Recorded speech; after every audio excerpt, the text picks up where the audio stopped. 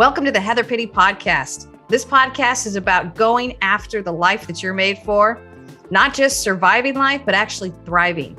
So thanks for joining us. Let's jump in. Hi, I'm so happy to have you here today, Dan. I want to welcome you. So happy to be with you and with all of the listeners today. Yeah, thanks, Heather. You're welcome. We have Dan Haakenson here, who is both a coach and consultant, but my favorite title for him is my friend. And my colleague, because we both work in the coaching field. So I wanted to have Dan on today because we're talking about meeting at the crossroads. And this is actually a chapter in my book and I wanted to talk about it because we do this all day long. I've done this all day long and probably have done it in other professions as well, which is why we gravitated toward doing this as a teacher. I was always supporting little students at the crossroads, adult students at the crossroads, but anything that was in a state of change or moving forward. And so I guess that's what I want to talk about. So I want to open it up and I'm going to hand it over to you. Tell us a little bit about yourself first, and then tell us a little bit about maybe how we met. Yeah. Those are both, that's fun to get into that latter part. So Dan Haakenson, live in Northern California area as well. And as Heather said, am a leadership coach and a organizational consultant for working with teams, and am loving that work. And as we'll probably play out a little bit in this conversation today, Heather was a part of that journey with me. That has not been my journey all along. The primary bulk of my vocational career, even till just about almost a year ago now, or approaching a year ago, was serving as a pastor vocationally in a number of different roles, most recently in a lead pastor role. And so what we can talk about that, about hitting those crossroads. I am like many others have been through a pretty significant career pivot in doing something different. And so certainly understand and have walked and am walking in that journey, but I'm enjoying it very much at this juncture.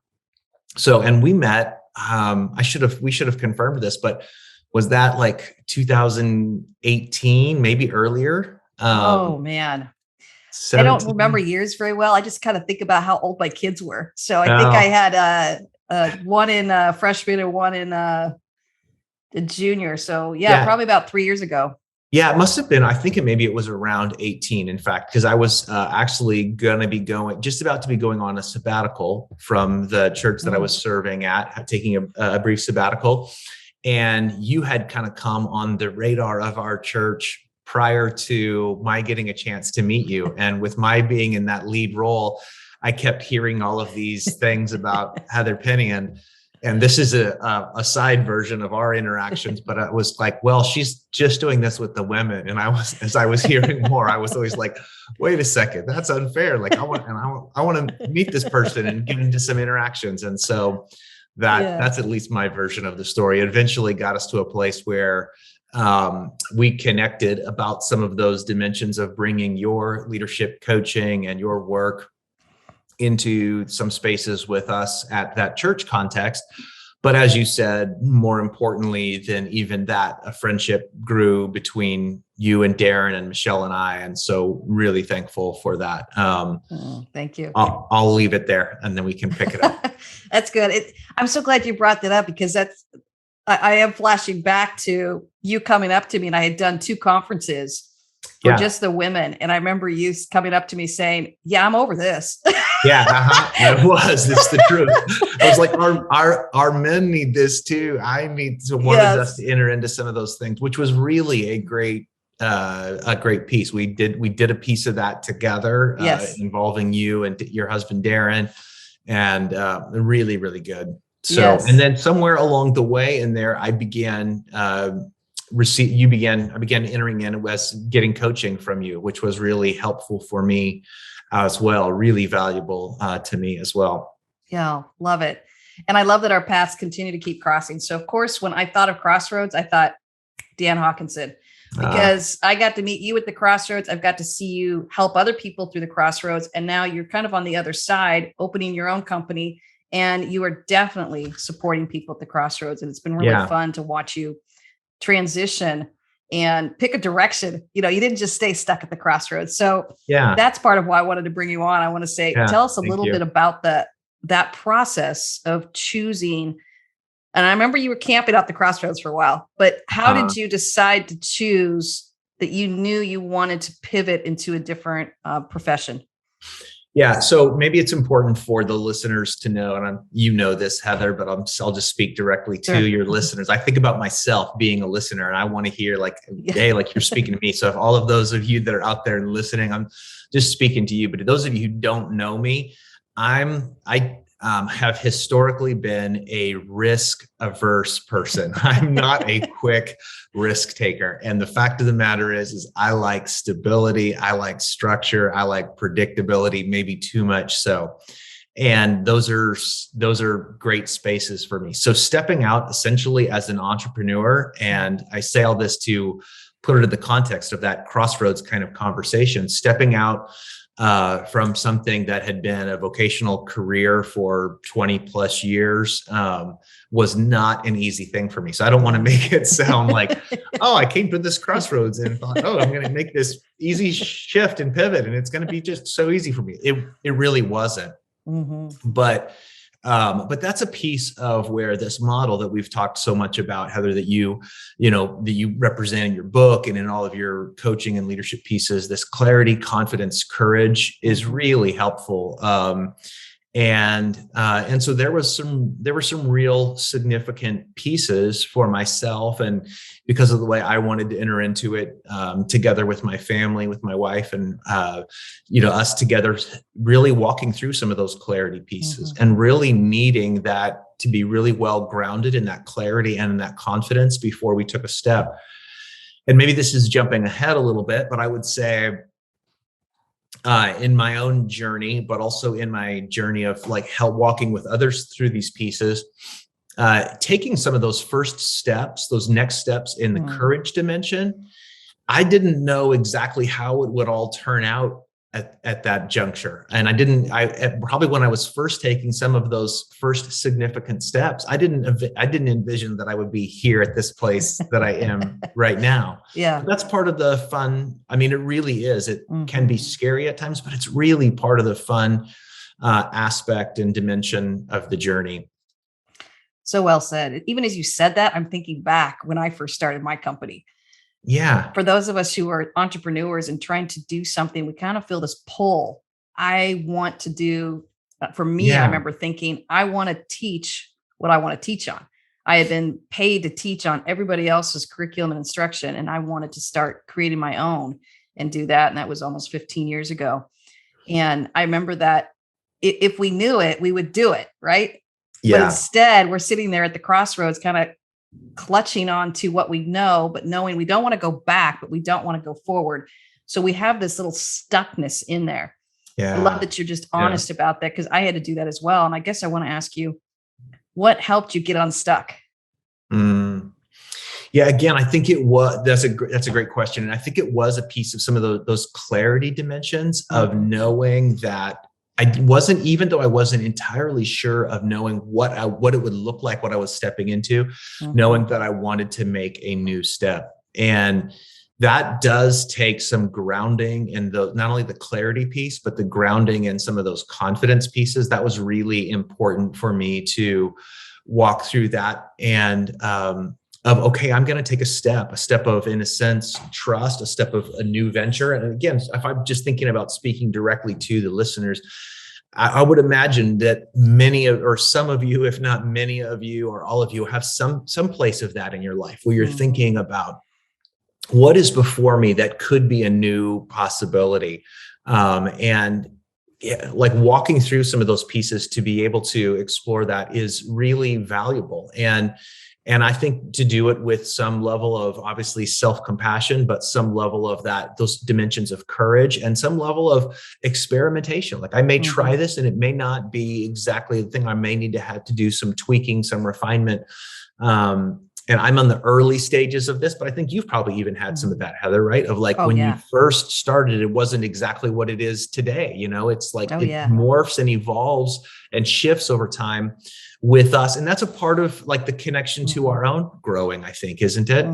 Oh, yeah, totally. Even as you were talking, and I'm glad that you brought up the 3 C's. Clarity is about knowing. Confidence is about your beliefs, and then courage is about taking action. So I think we worked really hard on the clarity and together. And I remember even just having the conversation of, what do you want? You knew what you wanted. Yeah. You didn't know what it would look like in a career or how it was going to be able to support your family yet, but you knew what you wanted.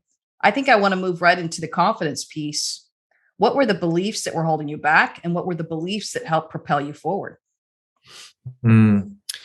Yeah, honestly, this is a little bit hard for me like to admit in these dimensions, but it like there were some pieces of self-doubt that were holding me back. And some of what, like you said, what you believed, I wasn't sure in some dimensions of my own capacity in this regard. And so some of that sense of self-doubt, some of that questioning of myself, I knew that I love helping and supporting people and helping people through other dimensions of journey. I'm not doing that just now as a coach and consultant, helping people and teams. That's again been a part of something that I've done just in a different context. And I think I heard one of your other podcast guests, Heather, make a similar kind of comment. Like, I've been doing work like this for a long time, just doing it now in this dimension, in a new way and in a more focused way. So those were some beliefs that I had to hold on to and to trust of, okay, I'm going to trust that there is, and it was, I think a part of it was a clarity that shifted into the confidence about, it was time for me to do something new. And while I say that, like I had and have so much gratitude for the 2 decades plus that I spent in those previous dimensions of vocation. But there was a clear readiness that for me to stay in that would have been simply to stay in what had been comfortable and, very well known, and it wouldn't be stretching me to the levels of growth that were true with what was really going on inside of me. Yeah, I love that. It's making me think of a memory, and I hope you're okay if I bring this up. If you're not, we'll edit it out. Okay, Dan. But I think before we take that kind of leap of faith or move into the courage piece, we usually have to try one last thing. And I have watched people do this. It's the death throes, so to speak, of, I have to check off this box, especially for those who are risk adverse. And I myself am risk adverse. If we don't try this one last thing, we're always going to wonder. Yeah. And I witnessed this happening to you. I remember we were standing at a conference and you had one last thing you wanted to try. Do you remember that? Yeah, totally. Yeah. You know what I'm talking about? You want to share that? Yeah, totally. Yeah. We were in Colorado, you and Darren and Michelle and I, and yeah. Yeah. And I think one of the things that I always tell people is, try that one last thing, because you never want to doubt it. Yeah. So even as I say that, I never shame anyone or make them feel an embarrassment of trying that one last thing. Because what I tell people is, you got to look at yourself in the mirror at the end of the day. And I never want you doubting that you didn't try that one last thing, one last idea, one last innovation, one last phone call, one last meeting.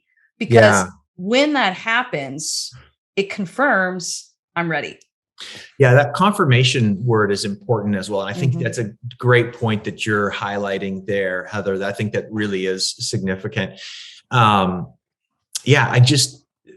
think we need to have that. And I think one of the powerful things, don't you think, Heather, I'd love to hear your comments on this, but don't you think like one of the powerful things of coaching, I think about this when I've received coaching, but also in my providing that for others, is when you have some of that safe space for listening and being a sounding board and consideration of maybe, hey, there's this one last thing, and you're not in that dynamic, you're not trying to push someone, to an agenda or trying to get them to a place before they're ready. There's different ones of us have a different sense of timing for when we kind of feel like, oh, I'm ready. And if somebody's not ready, then it's like, okay. And because then you won't have had that clarity that really gives you the strength to carry it forward. And yeah, you certainly saw that and were patient and gracious with me in the midst of it, even just as a friend. So I think that's really important. I think just another dimension, if I can just throw in there, and I don't know whether this will connect to all of your listeners, but we've interacted about this. I do think in some of the dimensions of growth that some of these crossroads conversations, and this is woven into your book as well, there is some of this inner work dimension as well. So in addition to coaching, there were some segments of some inner work that I was doing out of who I am and some of my particular beliefs, but even engaging counseling at certain dimensions of that. As a piece of inner work. And I know that in some of the coaching and like leadership coaching and other dimensions of consulting that I'm doing now, there is an interconnectedness to a human being, not just doesn't have to be a leader, but a human being's willingness to do some of that inner work connected to how they walk through crossroads and what those various possibilities would be. Tell me, I'd love to hear your comments on that as well. I love that. I love that you brought that up because I always like to lead with that. I'm very transparent about the fact that I usually have a coach and a counselor on call. If not working with it. And I'm just thinking about, I just hired a counselor last Friday who's going to work a little bit more with me and the stories and how context for my life. And I'm really excited to work with her for the purpose of serving my clients better, but also so that I can step into really the life that I'm made for. Yeah. And you have a sixth sense. Every human does. When something's holding you back. And when I want to say the kindest thing you can do is go get a guide, someone who specializes in helping you move forward, helping you get things resolved. Coaching is about moving forward. Counseling is about kind of looking backwards and getting some things resolved. And Dan, I had a sixth sense. Something's pulling on me. I don't need a coach, and I have a coach that I love as well, but I don't need a coach pushing me forward. I've got that nailed. What I can feel is a little bit of this lingering of it needs some attention. And I'd rather not, to be honest. I'm not the type that loves doing that. But it's an accountability for myself to say, you got to practice what you preach. You're feeling that pull on you to give attention to something in your background. Just embrace it. Find a good guide that is going to sit with you in it. Yeah, right. I love the word guide. It's one that I think is useful as well. And I think another word that you used, Heather, that I think is really important is stories. And that's a part of connected, even, that gets embedded into some of your work with the 3 C's and even the confidence pieces. We're constantly telling ourselves stories. And a part of moving through the crossroads is considering the possibilities of new stories. That's what I think experienced in this. We all go through multiple, if you live long enough, like those of us, hey, I'll just announce, because I'm announcing anywhere I can, announce to your podcast listeners, I'm a proud grandparent these days. I know. So congratulations. If you live old enough to be a grandparent, then you've probably gone through multiple crossroads in your life, not just one. And I think one of the things that happens at a crossroads is learning to consider options that you might not have considered before. Options of there could be a new story, there could be a new way of being. I mean, that's been one of, even in some of the coaching and things that I've done, I've had some really fun settings where, and it's not like forced, it's not like formula, but at just the right time with 2 or 3 different key leaders, just when it comes, like just at the right time with them, where because they're there to say, what if, and they'll identify a pattern where they're maybe stuck or something. And what other options, for being in those kinds of situations are there for you? And it's so fun sometimes when people have like this light bulb, like they've never considered there's another option for them to, for the way for them to show up in that setting. And then even just having the consideration of maybe there is another way of being, like I don't even know what that would be for. And I was at that juncture in some respects of like, I don't know what I graduated from college, went straight to a master's program that was preparing me for pastoral ministry, did that for 20 plus years. And like, I don't know what else I would do and I had to open myself up to, there could be another story. There are other options. So I feel like that was a little bit of a long rambling, but no, I love that. No. You were right on point, Dan, because it makes me think of a friend who just moved, and actually she's in Tennessee, and we were just talking, and I said, she when you have change, it's very vulnerable and it's nerve-wracking, and we're dealing with so many things, from everything from finding new friends to finding a new doctor to do they like me at my job? I mean, the vulnerability is just off the scales. And then she was kind of going down the road of, am I going to be successful? Can I afford a home here? Can I, all this stuff. And I said, hang on. This is just chapter 1. Like you just started a whole new book you're writing here. This is chapter 1. You still got a lot of chapters to go. Don't worry. Good. You're going to tackle chapter 2 and then chapter 3. And so seeing our life in the context of a book that we're writing and that we're the author of it, and maybe we're done with some books that we're writing a new one. Yeah. That's very exciting. And then you can see that people kind of shift in their thinking, saying, oh, that's right. This is just the first chapter of this new adventure. Yeah, that's good. Yeah, that's good. In my book too, and I guess I want to speak to this a little bit more too, Dan, who joins us at the crossroads is critical, right? Yeah. And in my book, I talk about 3 different styles of people that I have witnessed. And I call them melters, pausers, and speedies. Do you remember that part of the book? I do. Yeah. Yeah. The melters are the ones. And let me just say, all of these I have been at one point or another. I get to the crossroad, I am melting down because I don't trust myself. I'm dealing with false beliefs. I have no nice guide there. I've got someone pushing me to do something and turn left, and I don't want to turn left, So I'm melting down. And then I've got these speedies where I'm like, I just want to go full speed ahead. I'm just going to plow right through. I'm not even going to think about what I feel. I'm just moving on. As I matured, I began to realize, there's a whole nother group. It's the pausers who are slowing down. They're building a campfire. They're asking each other kind questions.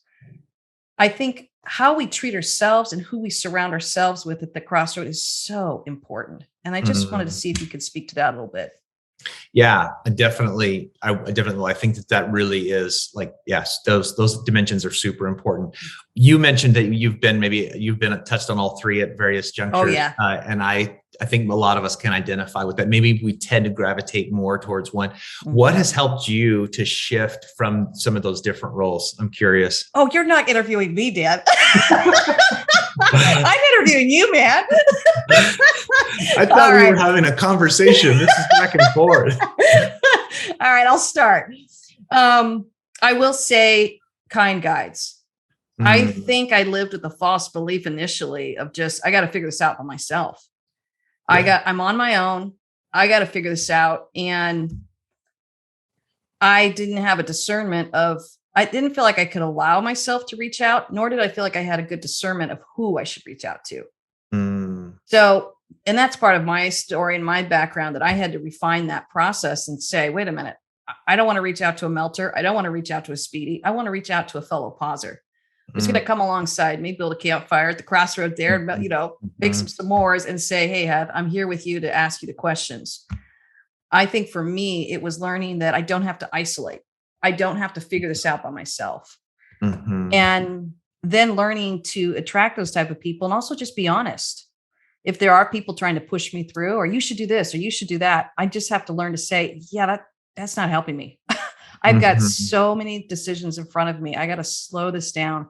Can you just stay with me in this to help me think through it? Yeah.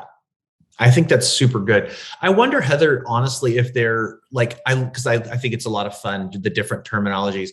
But for some people who might get stuck, again, I don't know how you would frame this in terms of your terminology, but sometimes people could use a little bit of a speedy of like okay, you've paused a line, and I kind of know what you mean by that. Like, I don't know that we would ever say we need a melter, or we need to do the meltdown thing, but like sometimes people they're not pausing just for reflection. They'll just, I'm going to stay until I've got everything all figured out. And you're like, yeah, you don't have to have everything all figured out to take one step. So there's, I just would maybe, I guess from my perspective, note that sometimes those healthy pausers, they're not going to encourage us to stay there forever. They'll pause with us, but they may at times prompt us, or we may prompt others to, okay, now it is time to step forward and act. And I love that you brought that up. Sorry, keep going. And sometimes it is just taking that first step. The courage, the confidence and the courage can grow as we begin taking some small steps. And again, I think you were obviously an important part of that for me. And I think back to this dimension of who we meet at the crossroads, like some of those people, it's the role that they fulfill sometimes with us, but sometimes the people they connect us to. I mean, one of the significant things that happened for me during that juncture was through my reaching out to you, looking for some dimensions of like, hey, can I step into some aspects of even some training or some other things like this with you? You introduced me to James Warwick, and that was a great like connection that was a part of helping to take some steps for me moving forward. So I think sometimes those people that are there with us at the crossroads, they're able to maybe meet us in a certain way, but then they're maybe sometimes also able to connect us to somebody else that can help us through the next turn, so to speak. I love that you brought that up because it was exactly where I was going to go. James, and I love that you brought his name up. So James Warwick, we're going to talk about you for a minute. I don't know if you need to edit that if you didn't want names. No, we're not going to edit that. Okay. Because this is a shout out to James. Good. Yeah, I'll give a shout out as well. Yeah. And James is someone I hired when I was trying to figure out who I was going to be kind of in my second act. And I remember I was interviewing, he's a coach. I was interviewing at quite different places. I want to say this is about 12 or 13 years ago. And after about 3 or 4 interviews, he finally said, what do you think about being a coach? And literally, I'm like, what's that? And what would that look like for me? I knew what it was for him, but what would it look like for me? Because it wasn't a really clear career path. And so what I had to grapple with is, do I want to carve out my own path? What I realized is, yes, I do. What I didn't like was the vulnerability, the fear that came with it. Yeah. It's like I wanted that. And I was in that catch-22. I wanted both. And I remember one of my favorite and least favorite conversations I had with him was he'll literally say, Heather, why are you hesitating? And I'm like, what do you mean why I'm hesitating? I'm scared to death. I don't know how to move out. And he just kept saying, why are you hesitating? Why are you hesitating? And so you're right. We can overpause at the campfires. We need kind voices that say, you got your clarity, you got your confidence. It's now time to get your courage. Yeah. And because he did that for me, and I did step out and I got to do something that I was successful in, I have done that for numerous people. Yeah. So good. Yeah. Yeah. That's great. Yeah. No, that's really evident. And he has as well. And then it's a fun connection circling back that then you introduced that you connected the two of us. And then James stepped into that with some of that training for me as well, which has been a really a fun thing and helped launch me as well as James was a part of that with you too. So has he asked you, why are you hesitating? Maybe he didn't ask it in exactly that way, but I do remember a phrase somewhere along the way of like, Dan, what's getting in your way is basically you are the one getting in your own way, something along those lines. And of course, in a coach style way, he wouldn't have made it in just a direct statement like that, but have highlighted that awareness through some skillful questions. And but it's good. What was your clarity on that? If you remember, I don't know if you can remember that question or that line of thought when he asked you what was getting in your way. Did you have any clarity of what was getting in your way? Yeah, I think I remember one of the early conversations. I'm sure if I pull out some of my notes, I would, be able to identify this, is that there was things of like, there were questions around my beliefs. It's kind of going back to that piece we were talking about earlier about stories. There were questions about what I was believing about myself, what I was believing about even even vulnerable aspects like financial provisions for our family, stepping out of a career path that it's really the only thing I'd known since, virtually I was a teenager almost, or something like that. It's like, oh, okay. Like, and so what are your beliefs about yourself? What are your beliefs about financial provisions for your family? What are your beliefs about this and that? And so re-examining some of my beliefs that helped me to see that there were some new possibilities that I had not yet explored. I love that. What's one of your favorite? I'm going to totally put you on the spot, so let me know if you need a minute to think about it. But what's one of your favorite beliefs that you're reaching for now that is supporting you moving forward?